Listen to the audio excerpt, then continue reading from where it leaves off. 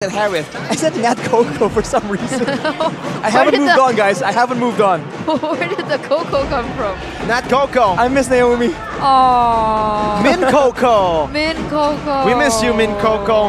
But for Aura, they don't miss it, Mons Bruno. They'll take it out. They hate that pick for BTR. Yeah. But there are other choices to go for if you are BTR. The Claude is still up for grabs. No Harith, no Bruno. The Terizla still the choice for Lord Jam, though, staying safe in that XP. And they also eliminate a playmaking hero away from Yaoi on the Tigreal. So they've taken away Grok, they've taken away Tigreal. What do Aura want to go for in that roaming position? I mean, we saw that the Cho didn't work as well, and it looks like Bigetron, they will try to respond to that. Maybe, I don't think they'll go for AoE. I think they want to go for a bit more pick-off potential here because they're playing around a carry. And with that logic implemented, I feel like Bigetron is setting up for something that's super long range, super high damage. Could it be an Ixia or something of that nature? Because with three big front lines like this, someone that can output that damage is going to be so good. As we're trying to talk over the supporters right here. This is loud, ladies and gentlemen. We have a war going on here. The battle of the fans, the Aura fams and the Biget troopers. That's the Benedetta and the Cho. So that's an answer, right? If you want to go for something like the Ixia, now I don't think it's as good as it was a few seconds ago. They're hovering over Clint. I was actually saying maybe Natan, something that they want to just peel for, but the Clint fits that description. It's an immobile gold laner who wants to just deal damage with a tanky frontliner. There you go. That is the Clint, ladies and gentlemen, for BTR. There's double value here as well. Clint can kind of outplay because his quote-unquote escape tool also deals crowd control. And against the quote-unquote squishier laners that want to dive in like a Benedetta, his burst damage has a lot more value compared to just steady source of DPS. This is the first time that Iman actually picks up the Clint this season. As you also take a look at the counter index. This time it is favoring Aura with quite a hefty number. It's been accurate today. With one match, With one game. One game. I mean, still true. True. We'll see if it comes true here for game number 2. But Arashi, what about you? What do you think about the draft?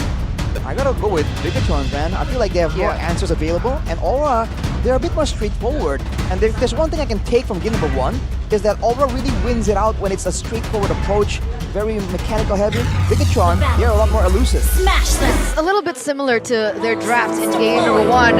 But ladies and gentlemen, here it is, the Land of Dawn, as we enter game number 2.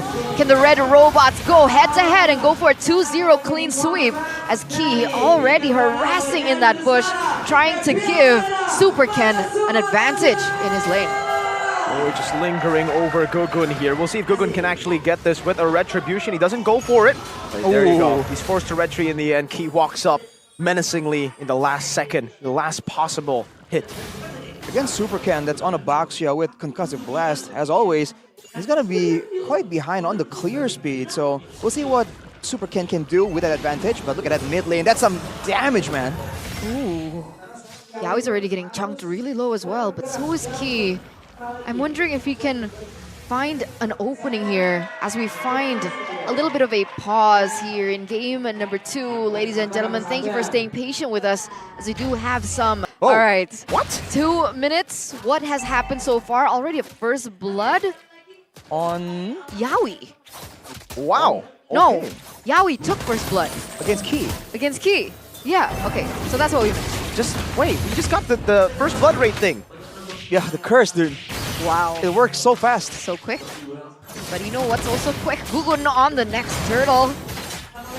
First on, Super Ken though, already around it. Penalty zone going in. Gugun able to dash out, and that's an amazing wild charge stolen away by Yeskiel in the back. Moreno finds the Eternal Guard. Arando with a final blow. Catches 2 with a Petrify. He gonna be locked down by Gugun, and Yeskiel does enough damage to supplement Gugun's last hit. And that's a 1-for-1 trade. Aran for Key.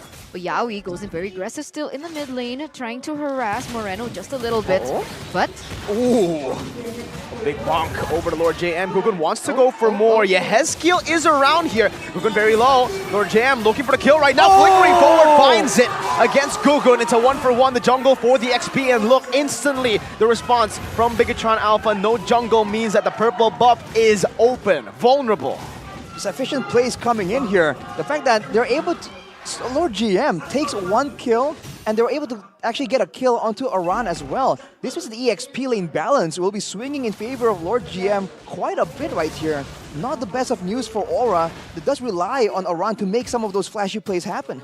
But it looks like he was able to get a lot of gold on that shield turret. Will that make a difference? Oh, Yawi? Jikundo on the flicker right now. Oh! Oh my god! A catastrophe struck! It's Key with a flicker while charged to the wrong side. Bit of miscalculations from Key. Not from Yawi though, he stays on point. Oh man, you hate to see it. That is unfortunate. It would have probably been a turnaround, but now Super Ken comes in to try and make something happen. A shield Unity Kabuki, no Purify now. Jikundo to try to get him out with a taunt as well. The curse blast though from Moreno. And a flicker over. The Eternal Guard coming down. The big bonk not connecting. So it ends up being a trade. Eman for Kabuki. That was a beautiful, beautiful decision making though from Moreno to get that. Kabuki does fall a little bit behind. No, he's actually ahead of Clint right now. What does that mean? It means that he is still pretty even, but it also means that the interference from the other laners, the other players on the team, really swing some balance in that gold lane. We'll see for now though, with the Lord, with the Turtle coming back up, Aura is always there first, and usually when that happens, they have the advantage and they get it. Moreno goes for Enchanted Talisman. So, we'll see what that does in this team fight. A wild charge, 2 red trees, and it's the mage who picks it up. Now Key caught on the big bonk, still able to disengage for a bit, but Yeskiel goes in, and that's an amazing pick from Yawi. Kicks Moreno back into the team with a Petrify, and a final blow to the back. Lord JM flickers out the safety, just barely with 1 HP. Yeskiel on the chase, doesn't go for the full chase down. And Super Ken will be looking for his own purple buff. Gugun decides to back away. And Aura now are the ones leading with a 2,000 gold lead. So still 100% on the objective take, the neutral objective take. You can see 2 members who are taken down in that particular team fight. Hence the gold difference for Aura now in the 5th minute of the game.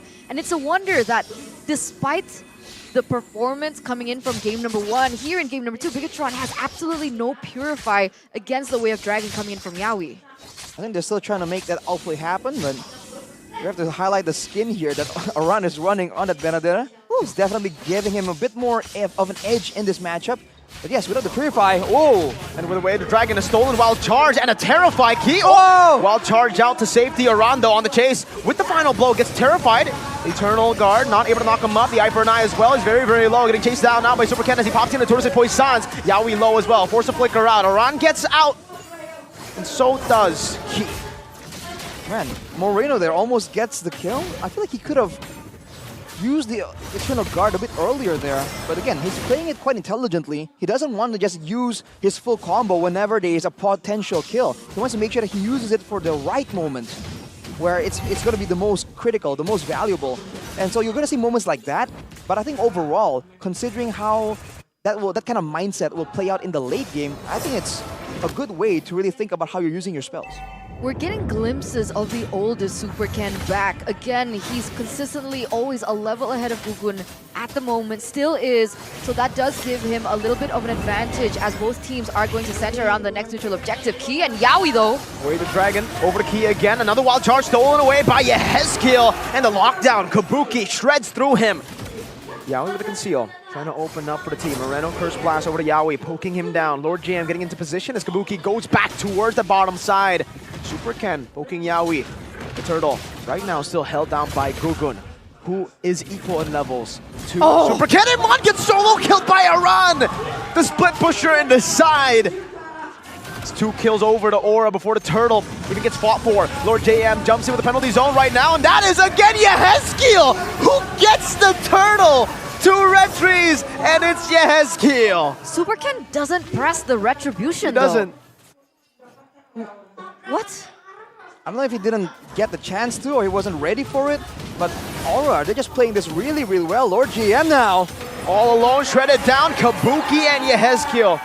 Quick work. It seems like now it's the opposite. Bigetron Alpha are the ones that are just confused on what to do, constantly outmaneuvered and outplayed at every single time. Even though they have a lot of tools, they have not been allowed to use them. Oh, man! Oh, again? Another Again? solo kill, and Aran deletes him from the lane again. Twice in a row, ladies and gentlemen. Aman is arguably the best gold lane at the moment, and Iran says, nope, nope, nope, not today. Take my sword. Not against me today. You're seeing it again. Aura, when they go for skirmishes, they win it out. But Bigetron, they have to go for a proper team fight to actually come out on top. Good shield in the but Chun-Pu is still there. Eternal Guard healing for Super Cam. Kabuki is doing so much damage. Wild Charge in the back with the head skill doing the same thing, but now going to be locked down inside the range of the turret. Lord JM, a DPZ for the team to kite away. Gugun's 1 HP, but he doesn't die. Not yet. He is still able to get out for a bit. And man, there's a lot of damage. Oh, part 2, jumping onto Iman, trying to kite away again, and Aran again is able to slice his way over to take Iman down for the 4th time. He loses his life, but is it worth it? Yes, right? That was a shutdown. I think it has to be at this point. I mean, Bigetron, it's a great shutdown too, but for Aran, trading his life to really shut down one of the biggest players in game number 1 here, shutting down the late game for Bigetron is definitely still a value play. Number 1 in damage dealt, Aran showing again that he is just a complete menace. And we talked about how Bigetron were so good at rationing their spells, their skills in game number 1. In game 2 right here, they seem just confused, particularly Moreno. I'm not quite getting who exactly he has his eyes on to try and stun and crowd control in these fights. The fact that Aura is moving in and out, right? Confusing them if they're going for an all-in or just a feint. It's what's making Bigetron just doubt themselves, and they're not playing as decisively as they usually do. Yaoi is way the dragon over to Lord JM, going to be melted down with Wild Charge, stuns up 2.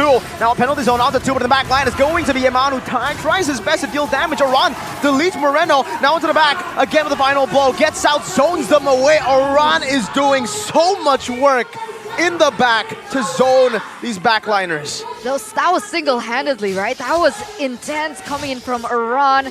And this is what happens when he gets a hero that can complement the fact that he likes to weave in and out of these team fights. He likes to deal the damage as well. 2 members already taken out. That's enough of a sign for Bigetron to say, hey, okay, we're not going to contest the Lord this time.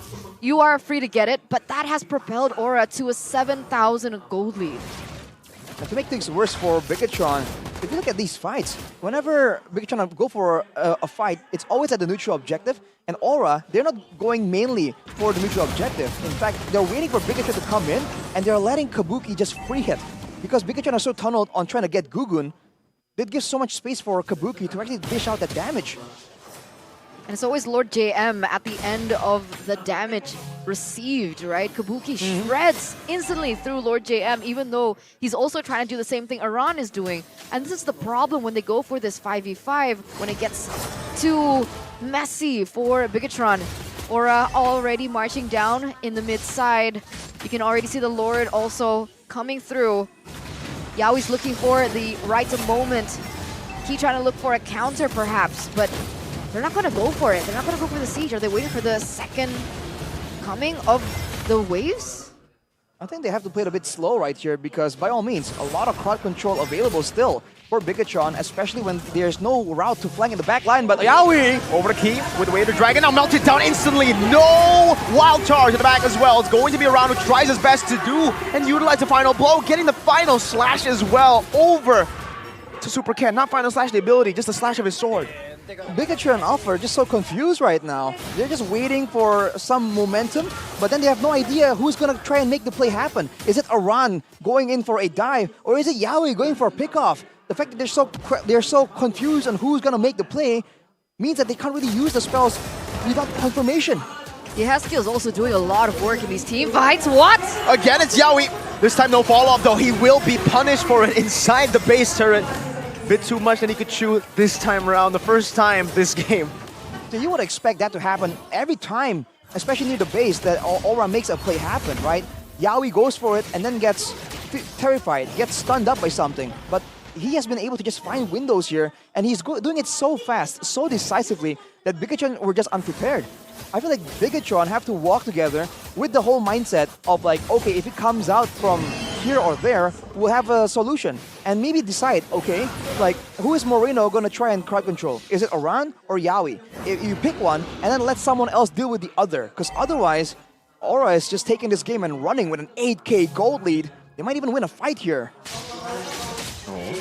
Very dangerous. Go good in the bush, spots them out. Power of nature, he has killed, has stolen the wild charge. Yawi conceal the BTR, corral around Eman. They know what Yawi can do to Eman, to Moreno, the two backliners with no Purify. Iran, the Predator, meanwhile, still waiting in the bush above them, looking for a flank onto perhaps either Amon, Moreno, or even both. And I'm wondering if they know. I don't think they do. Amon is very vulnerable if Iran decides to strike now. Yawi's in the bush, pops into Shampoo in the back. It's going to be a wild charge and a flicker combo over to Aran, but he does have the eye for an eye. Goes out right now, but gets gunned down, and the barrier takes him out. Aran traded in for the Lord. Gugun still saying that might have been a mistake right now. The Eternal Guard comes in, but Gugun is able to dash away quickly. Concealed by Key. Yawi trying to give his team space to escape, and they do.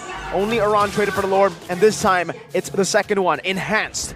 I feel like that's a great move by Bigetron, going for the heroes instead of going for the Lord and allowing Aura to flank them instead. But now they backed away and they allowed Aura some time. Whoa! A wild charge and a flicker over to Iman, and Kabuki's right there to pick up the scraps, and Key as well, going to be locked down and taken out. Kabuki shredding through them. Lord JM is next. It's a triple kill. Yawi! He goes to the Jikundo, just a flicker. He doesn't even have the Way of the Dragon. It's all just a disrespect. The Eternal Guard comes in, a big bonk. Super Ken gets out to safety, but it's only Moreno and Ken. 3-4-0 trade so far. Only 2 members are left standing. Aura, the Red Dragons, they're going in. They're going in hot. Super Ken, Dragon Lord over to the mid lane. Moreno in the back, now with the Eternal Guard. Gonna be stunned up with Eye for an Eye, and the Petrify as well. The base wide open, no minute just yet, but now with the Mount spawning in, it will not be enough. Aura makes quick work out of BTR in game 2 to force a third game in this series. Aura striking back. Yawi in particular tries to send a message, man. You doubted my Cho in game number 1? Let me show you how it's really done. Man, even faster, even more decisive than Bigetron did in game number 1. They take out the red robots. And now it's back to a 1-1, forcing a game number 3. Bro, did you see? That's a new Cho combo. He's invented it.